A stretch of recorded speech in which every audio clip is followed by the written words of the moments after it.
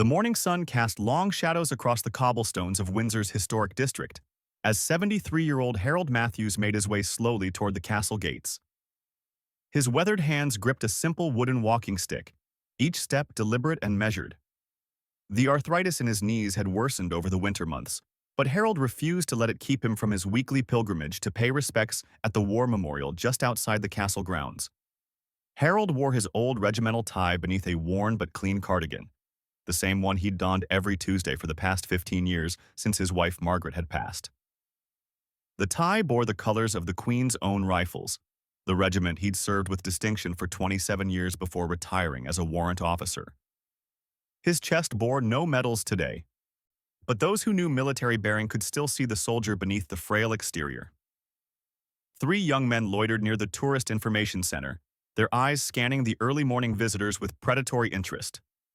Jake Morrison, 19 and lean as a whip, was the unofficial leader of this particular crew. His companions, Danny Walsh and Marcus Thompson, both 18, followed his lead in most things. They'd been working this area for weeks, targeting elderly tourists who seemed vulnerable and unlikely to put up resistance. "Look at that old timer," Jake whispered, nodding toward Harold as he approached. "Probably got pension money in his wallet. These old geezers always carry cash." Danny shifted nervously, glancing around at the sparse crowd. "I don't know, mate. This close to the castle seems risky." "That's exactly why it's perfect," Jake replied with a cold smile. "Nobody expects anything to happen here. Quick grab and we're gone before anyone knows what happened." Marcus cracked his knuckles, a habit he'd developed to calm his nerves before their little jobs. "He looks like he can barely walk. Won't be any trouble." Harold paused at a bench roughly 50 meters from the castle's main entrance, setting down his small canvas bag and fumbling for his reading glasses. Inside the bag were flowers he'd brought for the memorial, along with his wallet containing his modest pension payment from the previous day.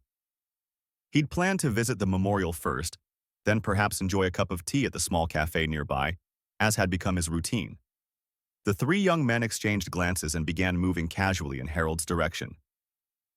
Jake's plan was simple: surround the old man, demand his wallet, and disappear into the maze of side streets before any security could respond. They'd done variations of this scheme a dozen times over the past month, always targeting people who seemed least likely to fight back. Harold noticed the 3 approaching, but thought nothing of it initially. Young people were always around the castle area, tourists and locals alike. He continued sorting through his bag, completely unaware that he'd been marked as prey. "Morning, Grandpa," Jake said as the trio closed in, his voice carrying a false friendliness that didn't reach his eyes. "Nice day for a walk, isn't it?" Harold looked up with the polite smile of someone from a generation that still believed in common courtesy. "Indeed it is, young man." "Beautiful morning." "I bet it is," Danny added, positioning himself to Harold's left while Marcus moved to block any escape route toward the castle. "Must be nice having all day to wander around, no work to worry about." Something in their positioning triggered Harold's military instincts. After nearly 3 decades in the army, including tours in Northern Ireland and the Falklands, he recognized the tactical formation even if his aged body couldn't respond as it once had. His grip tightened on his walking stick as he slowly stood. "Well, I should be getting along," Harold said carefully, his voice steady despite the growing tension he felt. Jake stepped closer, dropping all pretense of friendliness. "Actually, old man, we think you should stay right here for a minute. We'd like to have a little chat." Harold's military bearing became more apparent as he straightened his shoulders despite the pain. "I don't believe we have anything to discuss, son." "Oh, but we do," Marcus said with a sneer. "See, we're having a bit of financial difficulty and we think you might be able to help us out. What do you say you hand over that wallet and we all go about our day peacefully?" Harold's eyes hardened. He'd faced down armed terrorists and enemy combatants in his younger days, and while his body had aged, his spirit remained unbroken. "I'm afraid that's not going to happen." Danny laughed, but there was nervousness in it. "Listen, Grandpa, don't make this harder than it needs to be. We're 3 young guys and you're 1 old man with a walking stick. Just give us the wallet and nobody gets hurt." What none of the 3 realized was that their confrontation was taking place within sight of the castle's security cameras, and, more importantly, within view of the guardhouse where members of the Queen's Guard maintained their watch. Guardsman Thomas Richardson had noticed the situation developing through the reinforced windows of the security station. Richardson, a 6'2" veteran of the Welsh Guards with tours in Afghanistan under his belt, recognized the signs of an impending mugging. He'd grown up in Liverpool and knew predatory behavior when he saw it. More concerning to him was the fact that the elderly gentleman being surrounded appeared to be wearing a regimental tie.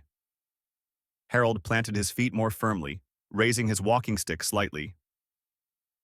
"I served Queen and country for 27 years, boy. I didn't let better men than you intimidate me then, and I won't start now." Jake's patience evaporated. "Right, that's enough. Danny, grab his arm. Marcus, get that bag." As Danny reached for Harold's left arm, the old soldier's training kicked in. Despite his age and arthritis, Harold managed to wrap Danny's knuckles sharply with his walking stick, causing the young man to yelp and jerk his hand back.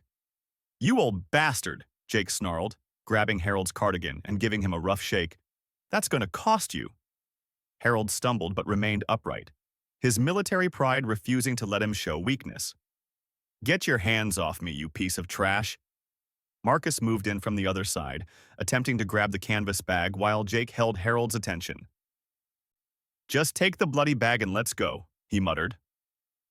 What happened next would be recounted in local newspapers and discussed in pubs throughout Windsor for months to come. As Marcus lunged for the bag, Harold managed to bring his walking stick down hard on the young man's shoulder, but the effort threw him off balance. Jake used the opportunity to give Harold a hard shove, sending the elderly veteran stumbling backward. Harold's legs couldn't keep up with his backward momentum, and he fell heavily onto the bench, his walking stick clattering to the ground. For a moment, pain shot through his hip, and he feared he might have broken something. The three young thugs pressed their advantage, with Jake reaching for Harold's pocket where his wallet rested. "That's what happens when you don't cooperate, old man," Jake said as his fingers found the wallet's outline. "Should have made this easy on yourself." But Harold Matthews hadn't survived 3 wars and countless dangerous situations by giving up at the first setback. Even flat on his back and in pain, his hand found his walking stick. As Jake leaned over him, Harold drove the stick upward with surprising force, catching the young man squarely in the stomach and doubling him over. The confrontation had lasted less than 3 minutes, but it had been more than enough time for Guardsman Richardson to alert his colleagues and begin moving toward the scene. What the 3 would-be muggers didn't know was that the Queen's Guard took threats to public safety near the castle very seriously indeed, especially when those threats involved veterans of Her Majesty's forces. Guardsman Thomas Richardson moved with the silent efficiency that marked all members of the elite Queen's Guard. His polished boots made no sound on the ancient stones as he approached the unfolding confrontation. Behind him, 2 of his colleagues had emerged from different positions, creating a tactical response that the 3 young criminals never saw coming. Jake Morrison was still doubled over from Harold's walking stick strike when he became aware of a massive shadow falling across him. Looking up, he found himself staring at 6 feet and 2 inches of immaculately uniformed soldier, complete with the distinctive red tunic and bearskin hat that marked him as one of the Queen's personal guards. "Problem here, sir?" Richardson asked Harold, his voice carrying the crisp authority of someone accustomed to being obeyed without question. Danny Walsh, who had been reaching for Harold's bag while Jake was distracted, froze like a deer caught in headlights. The appearance of the guard had been so sudden and silent that it seemed almost supernatural. Marcus Thompson, meanwhile, was backing away slowly, his eyes darting between the imposing figure in red and his companions. Harold struggled to sit up properly on the bench, his dignity intact despite his disheveled appearance. "These 3 young men seem to be under the impression that they're entitled to my wallet, guardsman." Richardson's ice-blue eyes swept over the trio with the kind of professional assessment that came from years of military training and combat experience. What he saw were 3 street thugs who had picked on what they thought was an easy target, apparently unaware that they were committing their crime within spitting distance of one of the most elite military units in the world. "I see," Richardson said, his tone remaining perfectly polite even as his stance shifted subtly into a more aggressive posture. "And I suppose you gentlemen were just about to apologize and move along, weren't you?" Jake tried to straighten up, his face flushed with pain and embarrassment. "Look, mate, this isn't any of your business. We were just talking to the old man." "Talking," Richardson repeated, his voice carrying just enough edge to make all three young men nervous. "With respect, sir, from where I was standing, it looked rather more like robbery and assault on a military veteran." Marcus finally found his voice. "Military veteran? He's just some old geezer with a walking stick." Richardson's expression didn't change, but something dangerous flickered in his eyes. "That old geezer, as you put it, served this country before you were born. And that tie he's wearing? That's Queen's Own Rifles. 27 years of service, if I'm not mistaken." Harold nodded, impressed despite his circumstances that the young guardsman could identify his regimental affiliation so quickly. "27 years, 2 months, and 16 days, son." "Outstanding service record, sir," Richardson acknowledged, with a slight nod of respect. Then his attention returned to the three would-be muggers. "Which means you three have just committed assault and attempted robbery against a decorated veteran of Her Majesty's forces on Crown property, in full view of Windsor Castle." Danny's face had gone pale. Growing up in the area, he knew enough about the Queen's Guard to understand that these weren't ceremonial soldiers playing dress-up for tourists. These were active military personnel with real combat experience, and they took their duties very seriously indeed. "We didn't know he was," Danny started to say. "Didn't know what?" interrupted a new voice. Guardsman James McLeod had approached from the other direction, effectively cutting off any escape route toward the main street. At 6'4" and built like a Highland warrior, McLeod made even the intimidating Richardson look small by comparison. "Didn't know that robbing pensioners was illegal? Didn't know that assault was a crime?" Jake looked around desperately and realized that a third guard, Guardsman David Chen, had positioned himself near the Tourist Information Center. The three soldiers had surrounded them with military precision, and there was no way out except through one of them. "Look, this has all been a misunderstanding," Jake said, trying to inject some false confidence into his voice. "We weren't robbing anyone. We were just asking for directions." "Directions?" McLeod repeated thoughtfully. "And I suppose when this gentleman refused to provide them, you decided to shake him about a bit to jog his memory." Harold had managed to retrieve his walking stick and was using it to stand up slowly. Despite his ordeal, he was fascinated by watching professional soldiers work. The three guards had assessed the situation, communicated without words, and taken control with an efficiency that reminded him of his own military days. Richardson pulled out a small radio. "Control, this is Guardsman Richardson at Position 7. We have a code yellow situation involving assault on a veteran, requesting police response and medical evaluation." "Medical evaluation?" Harold protested. "I'm perfectly fine, son."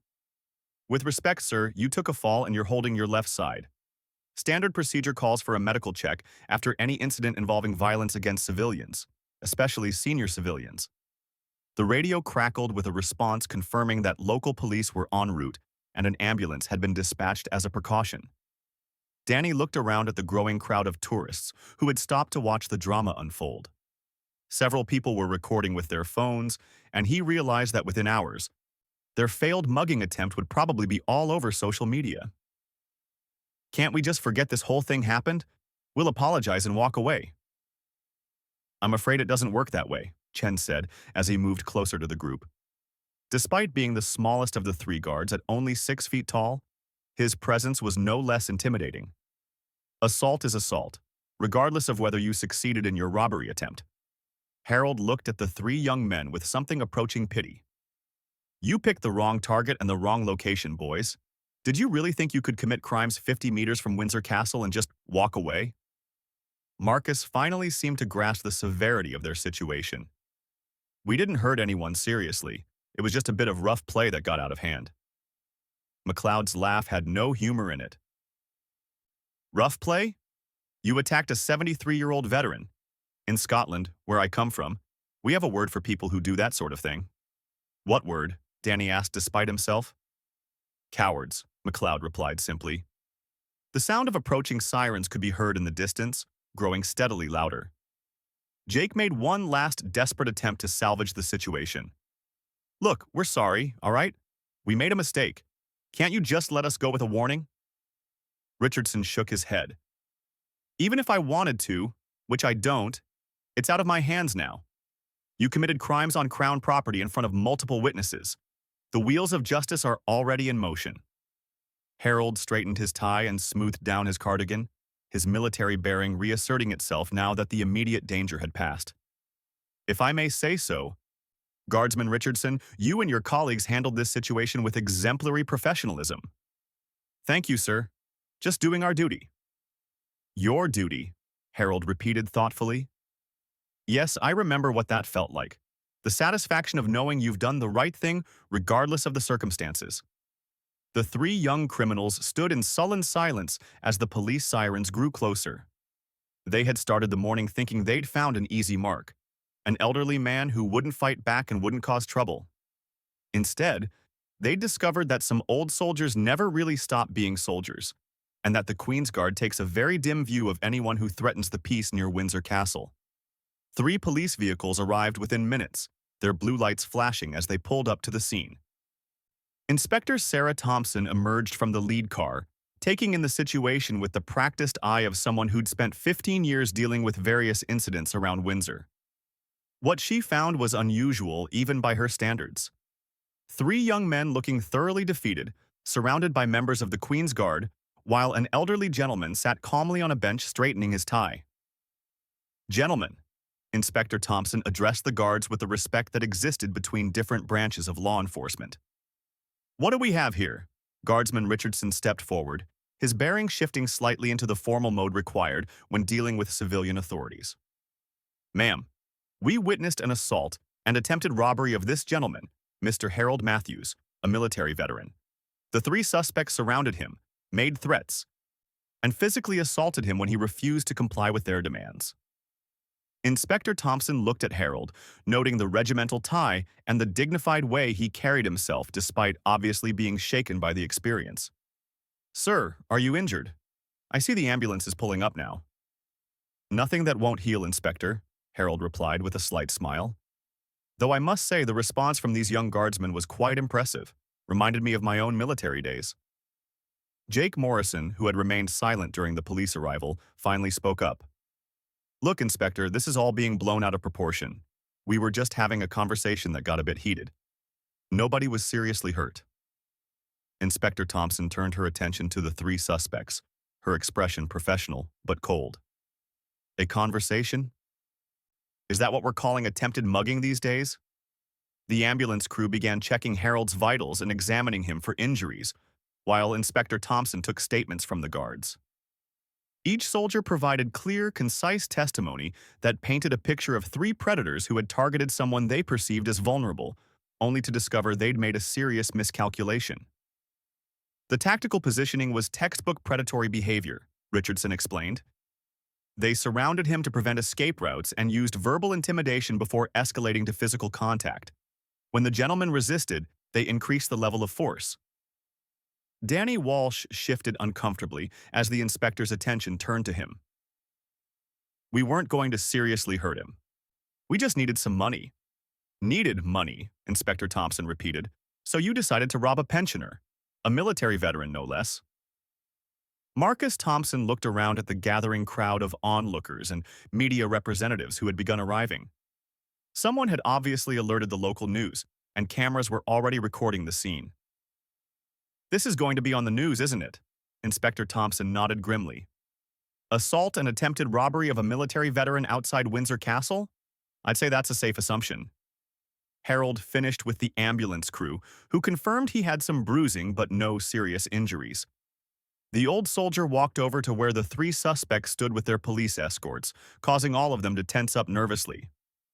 I want to say something to you 3, Harold began, his voice carrying the authority of someone who'd commanded respect for decades. You picked me today because you thought I was weak, thought I was an easy target. You saw an old man with a walking stick and assumed I wouldn't fight back. Jake avoided eye contact, but Harold continued regardless. What you failed to understand is that some things are worth fighting for. Dignity, self-respect, the principles you've lived your life by. I fought in 3 different conflicts for this country, and I didn't do it so that punks like you could terrorize honest people on the streets. Danny's voice was barely a whisper when he spoke. "We're sorry." "Sorry you got caught, perhaps," Harold replied. "But I doubt you're sorry for what you tried to do. If these guardsmen hadn't intervened, you'd have taken my wallet and walked away feeling proud of yourselves." Inspector Thompson had finished taking statements from the guards and approached Harold. "Sir, I'll need a formal statement from you as well, but based on what I've heard and the witness testimony, we have more than enough to proceed with charges." "What kind of charges are we looking at?" Marcus asked, though from his tone it was clear he already suspected the answer wouldn't be favorable. "Attempted robbery, assault of an elderly person, conspiracy to commit theft," Inspector Thompson listed. "And given that this took place on Crown property with clear intent to target a vulnerable victim, I suspect the Crown Prosecution Service will push for significant penalties." One of the police constables approached with handcuffs, and the reality of their situation finally seemed to sink in for all three young men. Jake made one last desperate plea. "Inspector, we're just kids who made a stupid mistake. Surely there's some way we can work this out without ruining our lives over this." Guardsman McLeod, who had been listening quietly, stepped forward. "Kids, you're all over 18, which makes you adults responsible for your actions. And this wasn't a mistake. This was a deliberate choice to prey on someone you thought couldn't defend himself." Harold watched as the three were handcuffed and led toward the police vehicles. Despite everything they'd put him through, he felt a twinge of something that might have been sympathy. "Inspector, if I may ask, what happens to them now?" "They'll be processed and charged, then held pending a bail hearing," Inspector Thompson explained. "Given the nature of the charges and the fact that they were caught in the act with multiple military witnesses, they'll likely be remanded in custody until trial." "And the trial itself?" "With the evidence we have, including witness testimony from 3 members of the Queen's Guard and the victim's own account, this is about as close to an open and shut case as we get. They'll be looking at significant prison time, especially if they have prior records." As it turned out, all 3 did have prior records. Jake Morrison had been arrested twice for theft and once for assault. Danny Walsh had a string of minor offenses including shoplifting and vandalism. Marcus Thompson had been cautioned several times for antisocial behavior and had 1 conviction for criminal damage. Word of the incident spread quickly through Windsor and beyond. By evening, video footage recorded by tourists had appeared on social media, showing the 3 guards surrounding the suspects while Harold sat calmly giving his statement. The contrast between the dignity of the elderly veteran and the dejected postures of his would-be attackers became a powerful symbol that resonated with people across the country. Local newspapers picked up the story within hours. "Guards protect veteran from thugs," read one headline. "Cowardly attack on hero foiled by Queen's Guard," proclaimed another. The coverage was universally sympathetic to Harold and praised the quick response of the guards. Harold returned home that evening to find his phone ringing constantly with interview requests from journalists. His neighbors, who had always known him as a quiet, dignified man who kept to himself, were amazed to discover the full extent of his military service record. The incident had forced him into the spotlight, something he'd spent his retirement years actively avoiding. 3 weeks later, Jake Morrison, Danny Walsh, and Marcus Thompson appeared in Windsor Crown Court. Jake received 18 months imprisonment for attempted robbery and assault. Danny and Marcus each received 12 months. The judge's sentencing remarks were particularly harsh, noting that they had deliberately targeted a vulnerable elderly person and shown no remorse for their actions until they were caught. In his closing comments, Judge Patricia Williams said, "This case represents everything that is wrong with certain elements of our society today. These 3 defendants saw an elderly military veteran as nothing more than an easy target for their criminal enterprise. They failed to recognize that they were attacking a man who had served his country with distinction for nearly 3 decades. The swift intervention of the Queen's Guard prevented this crime from being completed. But the intent was clear, and the trauma inflicted was real." Harold attended the sentencing, wearing the same regimental tie he'd worn on the day of the attack. When asked by reporters outside the court how he felt about the sentences, his response was characteristically measured. "I hope they use their time in prison to reflect on their choices and emerge as better men. Everyone deserves a second chance, but they have to earn it through genuine remorse and changed behavior." Guardsman Richardson, McLeod, and Chen were commended by their commanding officer for their professional handling of the incident. The case became part of their unit's training materials, cited as an example of how to respond effectively to civilian emergencies while maintaining military bearing and protocol. 6 months after the attack, Harold received a letter in his post. It was from Danny Walsh, written from HMP Bullingdon, where he was serving his sentence. The letter was a genuine apology, expressing remorse for his actions and gratitude that Harold hadn't been seriously injured. Danny wrote that he'd used his time in prison to complete his education and was planning to enlist in the Army upon his release, inspired partly by Harold's example of service and dignity. Harold kept that letter in his desk drawer, reading it occasionally and wondering whether people truly could change for the better. He never replied to it, but he found himself hoping that at least one of the three young men had learned something valuable from their encounter outside Windsor Castle.